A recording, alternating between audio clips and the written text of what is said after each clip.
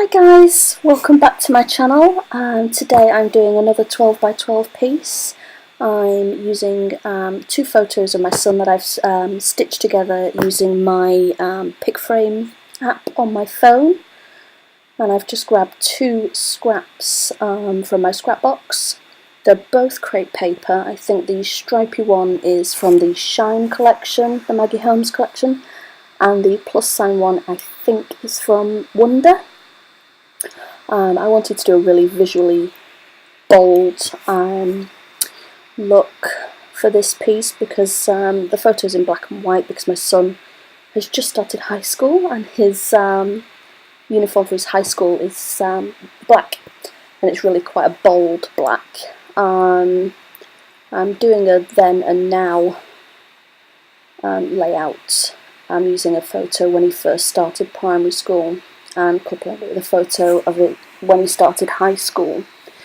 I did have some trouble with it, I won't lie. My son, his first school uniform was red, so I had to make the picture black and white, but it's still not as visually bold as the black one, obviously, so I thought I'd make the rest of the layout quite bold to make it fit in.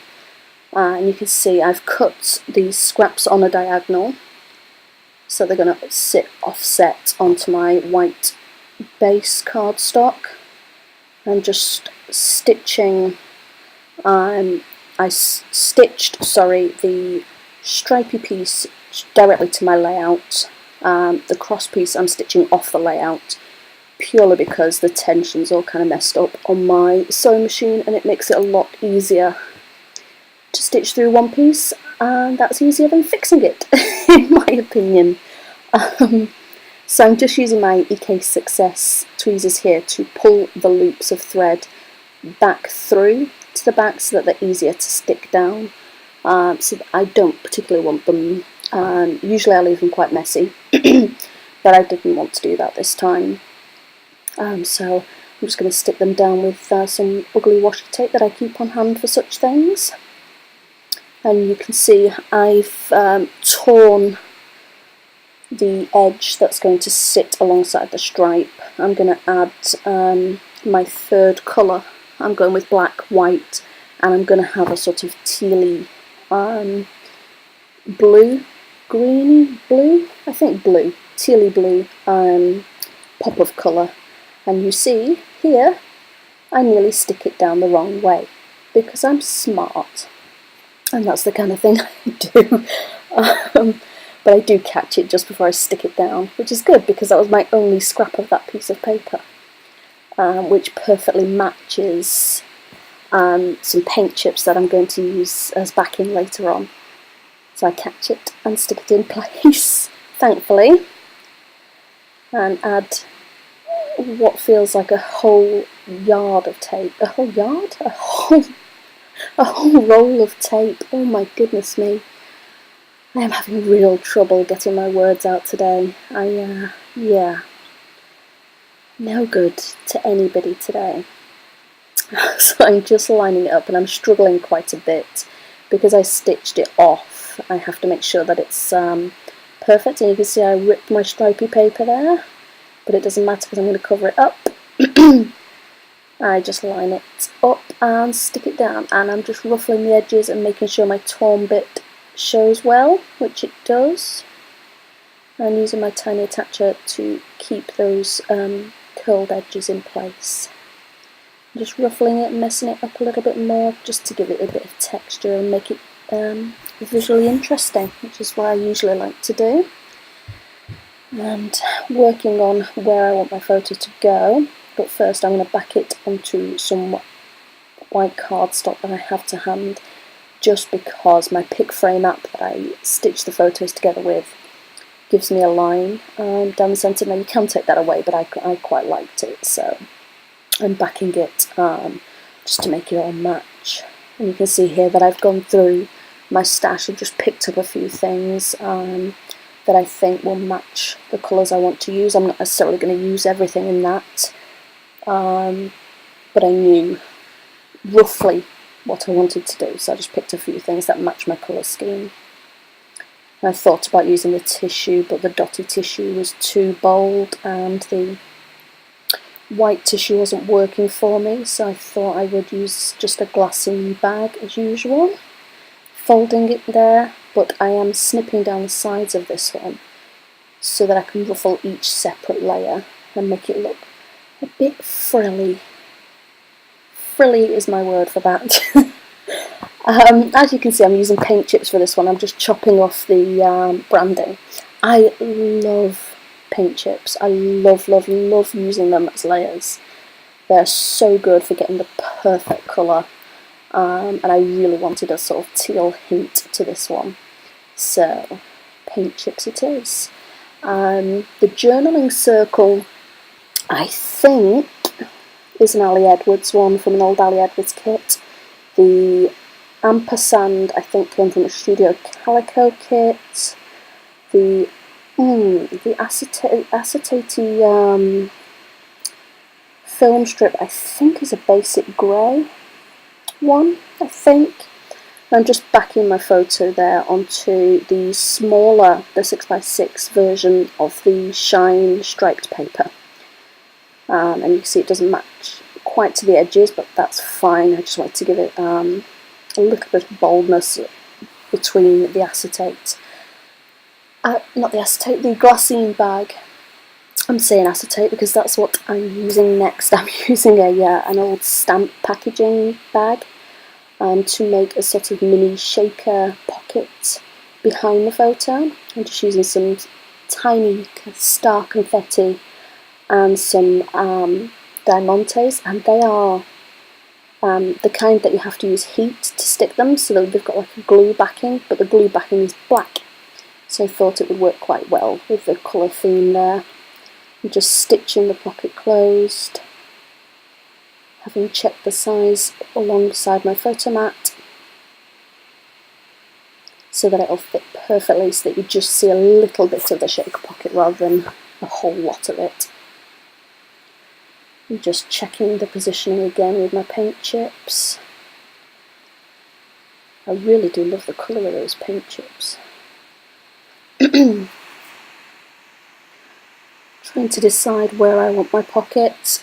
I definitely want it in this corner, but I think I swap it to the right for a little bit as well, just to check before I stick everything down. But no, I really don't like the flow of it on the right at all, so I move it back to the left, and I'm just adding some black thread in a sort of messy nest of thread over the shaker pocket and matting my photo directly to it. I do apologise for the glare on the photo. I'm really struggling with the positioning of my lamps when I'm filming to get the right light on the desk without glare on the photos, but I'll keep playing around with those and try and make it work so that I'm not getting glare. I'm just cheating a little and using one paint chip cut into two to make it a little bit longer. I'm taking the backing off that film strip before popping it in and starting to stick the whole thing down and committing to its position on the layout. And you can see it's a lot heavier as a layout than I usually do. I was starting to panic internally at this point that it seemed so much. I usually like to have a little more white space, but I actually really do enjoy the end result. I'm just trying to pick which alpha I want to use, whether I want to use a Tim Holtz, but I do use the alpha on the back of the crepe paper confetti sticker sheet. Again, another one that I love. I think I ended up with 3 of those sticker sets, and I'm down to my last one. I really did love them. And I bring the Tim Holtz in just briefly because I was thinking about putting his age on each of the photos, but I decided not to. I'm just laying out my title onto wax paper there to try and get the positioning where I want it to be. I struggle a little with this because I feel like the ampersand should be in the middle of the two, but it doesn't work with where I want everything to sit.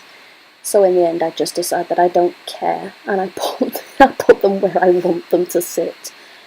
And ampersand be damned. We're just playing around with my layout and positioning. Again, I'm not committing to anything at this point, but just checking where I want things to lie. And because I have a cluster of 3 circular elements there, I decided to bring in some more circular elements to the rest of the layout, just to help with the flow. I'm just checking that everything's where I want it to be and that it's going to work. I'm going to take the backing off half of the ampersand and stick it to the journaling card, just so that I can make sure when I'm doing my journaling I don't do it in the wrong place. And I know, my handwriting looks like somebody dipped a spider in ink and set it onto paper. I know that. But I'm okay with that. It's my nursey handwriting. But I figure my children will value my own handwriting occasionally, if they can read it. I'm just doubling up with some foam tape behind this so that it sits properly. I think I do actually end up adding a third piece of foam because it doesn't quite sit level with my photo mat. So I just pop a third layer of foam tape in there and it sits perfectly. And I'm going to start committing to gluing some of these embellishments in place. That's just a metal ringed sort of keyring tab. It's supposed to go on keys, I guess, but they're really cute, so I use those. I'm gluing my alphas onto a scrap of cardstock, just so that I can slide the titles in like tabs. It's a lot easier when you're using little alphas, individual alphas like this, to stick them onto cardstock and slide them in as if they were a tab. To get the positioning right. I'm just using some glossy accents to stick those resin stars down. They're lovely stars, aren't they? I think the aqua coloured ones came in a Studio Calico kit, maybe a kit add-on or something. And the black ones I think came in a different kit. So I'm just sticking my titles in there. And I know they're nowhere near the ampersand, but I don't mind that. I think it still flows quite well, so I'm okay with it. I'm just popping the buttons in. I have, off camera, just added some black thread to those buttons, because I can't put buttons on a layout and have them unthreaded. It would be all kinds of wrong. So I'm just continuing to glue down my embellishments before moving on to the next part, which I think might be, oh no, it's doodling. Oh yeah, I'm just doodling a sort of zigzag to match the zigzag stitching I did with the sewing machine. Up top there, so that you've got 3 elements of zigzag to match the 3 different elements of circles and the 3 elements of stripes. Oh, which I only have 2 of at the moment, but there will be a third, I promise. So I'm just going through my ticket stash here because I know I want to pop some ticket under the little tear that I've done in the upper layers. So I'm just going through trying to find something that will match, and as I've said before, I always keep little bits of tickets in there as well. And I think it's just a little bit of ticket that I end up using. I think it's a crepe paper one. That would sound about right for me. Pretty much everything is crepe paper. And those sort of longer tickets there are from Studio Calico. So I'm just sliding that in. And I know it's technically not teal, it's more of an aqua, but it matches the aqua of the ampersand, so I'm okay with that. I'm just layering another ticket over. I'm quite happy with that. I'm just making sure that the edge of the teal one, aqua one, has a tickety edge. I'm grabbing some sprays that I might want to use. I've got a Mr. Huey's in silver, I think Heidi Shine in teal, and I've got a black there as well. But I've decided to add the dates because I didn't add numerals for his age. I thought I'd take some tickets and pop the date stamp. He started school for primary school and for high school. I'm just stamping those using a, I think, I'm not sure who makes that stamp actually, but the tags are Tim Holtz ones. It might be a Schmel one actually, the roller stamp. Maybe? Maybe. Don't quote me, I can't remember. Just going through my other roller stamp stamps here, just to choose a phrase that I'm going to put at the bottom, again just to help that flow further off towards the end of the page. And I do pick a October afternoon, and it just says today and every day, so the whole thing is then and now, today and every day.